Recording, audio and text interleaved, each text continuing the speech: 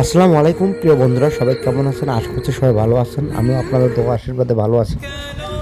তো সেই ছোটোবেলার কথাই কিন্তু আজ মনে পড়ছে। আসলে ছোটোবেলায় কিন্তু ঠিক এরকমই ঘুড়ি ওঠানোর জন্য চেষ্টা করতাম। ঘুড়ি যখন না উঠতো অনেক রাগ উঠতো, যখন বাতাস না উঠতো তখন কিন্তু খুব খারাপ লাগতো। সবসময় আল্লাহর কাছে ডাকতাম, আল্লাহ বাতাস দে, বাতাস দে, বাতাস দে, ঘুরে উড়াবো, ঘুরে উড়াবো। কোনো রোদ মানতাম না, কোনো ঝড় মানতাম না। সবসময় আশায় থাকতাম যে কখন বাতাস হবে, কখন ঘুড়ি উড়াবো। এবং এমনও দিন আছে, দিনে 3-4টা করে কিন্তু ঘুড়ি বানাইছি। আসলে এই পুরোনো দিনগুলোর কথা ভোলার মতো নয়। এখনকার যে আমাদের সন্তান আছে বা যারা আছে, এখন কিন্তু এই জিনিসগুলো অনেকটাই কমে গেছে। আমরা যেমন ছোটোবেলায় অনেক প্রচুর পরিমাণে খেলাধুলা করতাম, বিভিন্ন ঘুড়ি বানাইতাম, ঘুড়ি উড়াইতাম, সারাদিন ঘুড়ি উড়াইতাম। আমাদের এই ঘুড়ি উড়ানোর জন্য বাবা মা অনেক গালাগালি করতো, রাগারাগি করতো, অনেক শাসন করতো। কিন্তু তারপরও কিন্তু সে শাসন পেরিয়ে গিয়ে তারপরও কিন্তু সবসময় আমরা ঘুড়ি বানানোর সবসময় চেষ্টা করতাম। তো বর্তমানেও কিন্তু ঠিক সেম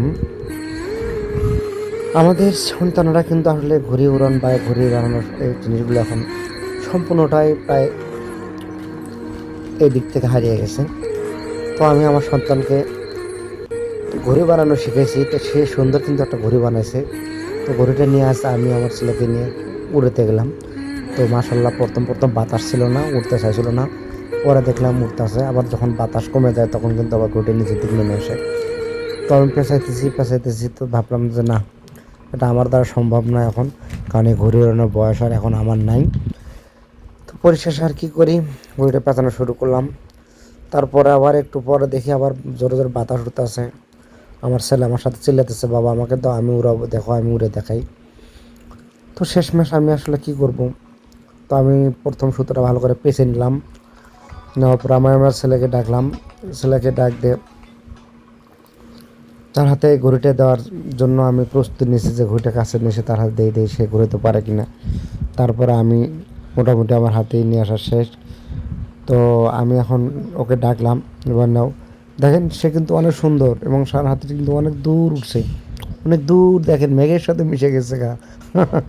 আমার দেখে অনেক কিন্তু ভালো লাগলো। আসলে আমি যেটা পারলাম না সে কিন্তু ওরা সত্যি অসাধারণ। দেখেন কত দূর উঠছে, কিন্তু আমি কিন্তু শত চেষ্টার মাঝেও কিন্তু পারি নাই, তখন সে কিন্তু অনেক দূর সেটাকে উড়িয়ে ফেলছে। সত্যি আসলে যার যেটা অভ্যাস বা যার যে কাজ, তার কাছে সেটাই মেনে যায় বা সেটা তার কাছেই হয়। আসলে একজনের কাজ আর একজন দ্বারা সম্ভব নয়। তো ভিডিওটা যদি ভালো লাগে থাকে, কমেন্ট, লাইক, কমেন্ট, শেয়ার করে দেবেন, পাশে থাকবেন।